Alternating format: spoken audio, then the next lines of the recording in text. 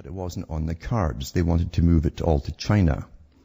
So technically you have working class peoples all left on welfare systems, doing part-time jobs, and the aberrant behavior increases due to tension and survival. But Jacques Ellul goes into some of this, and he was a very good writer, a philosopher, very obsessional in how he'd tear things apart sometimes, minutely, as though he was dissecting something very precise. But in the Technological Society, which he wrote, he said this on page 321.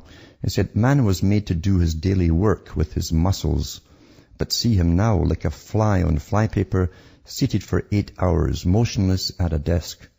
15 minutes of exercise cannot make up for 8 hours of absence.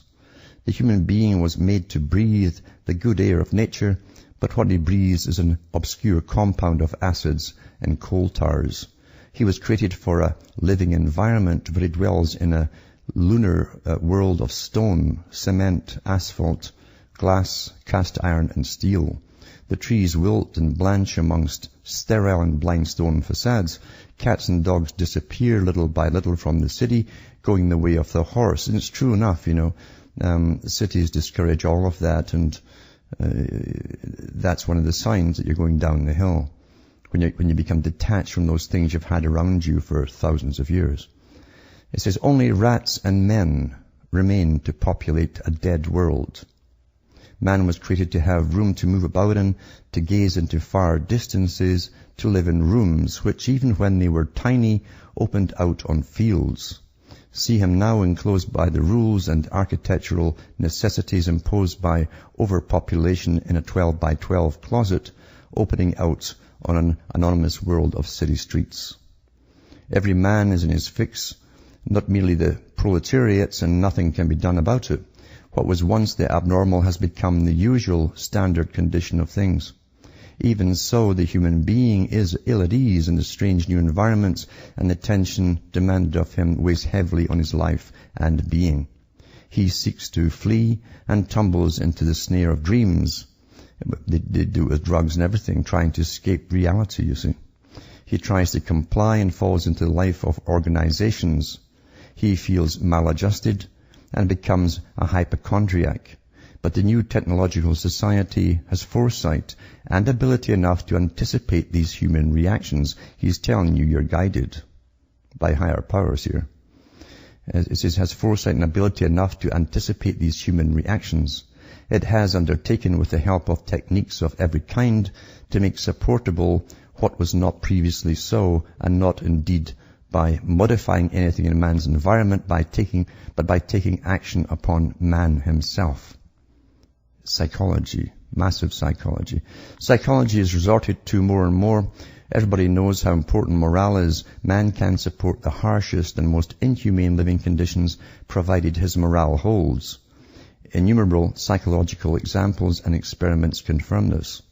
In a world where technique demands the utmost of men, this maximum cannot be attained, maintained, or surpassed, as sometimes is required, except by a wall that is always steady and taut. Man does not by nature possess such a wall. He is by no means naturally prepared for such a sublime condition. And if he sometimes does attain it to it naturally, the exaltation endures only a few moments. Yet it must be prolonged. Psychological conditions must be created to enable the individual to give his utmost to war or peace, and to resist prostration and discouragement in the face of the dreadful conditions of life into which technique has forced him. When they look at all the dysfunctional people within the cities, and these cities were only dysfunctional really for the last 20-odd years, 25 years, at the state they are now, because they withdrew all the work from those cities. And what was left was drugs, welfare state, and so on. Crime escalates and dysfunction breaks out of all kinds, especially when you pour the drugs into it. And that's all part of it too. Pharma is actually used by illegal drugs getting pumped in to those areas to keep them fairly quiet, although dysfunctional. As long as they're beating up each other for drugs, they're not beating up the rest of society. That's how they see it at the top. And so in other words, they contain it. as they take us down. And what they also mean by that too is that those that consisted of the working class are also gone. They don't need them anymore. Why do you need in a global society your own working class when you've already decided and written all the treaties to give all the work and factories to China? You don't need your own working class. Interesting, when they signed the General Agreement on Trade and Tariffs and all the other treaties to do investment in foreign countries without an impedance or hindrance of any kind, they had China in mind. They had China in mind, by the way, from the 1930s. China in the 1930s was a third world country.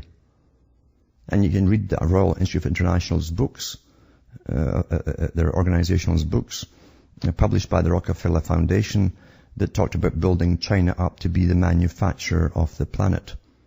This was before World War II. They knew what they were going to do, which means they also had big think tanks working on what would be the fallout in all the countries back home.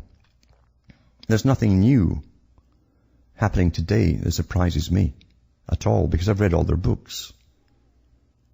And there's not one single media outlet in the planet has ever published this kind of stuff as it's happening and told the public where it's all going and why it's going this way.